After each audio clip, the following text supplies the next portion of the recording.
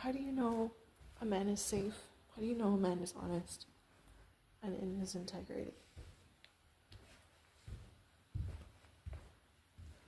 How do you know he won't beat you like this woman was being beat for most of her marriage and life?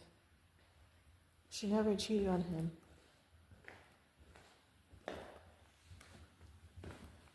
But she also couldn't leave, even though all this violence is happening to her.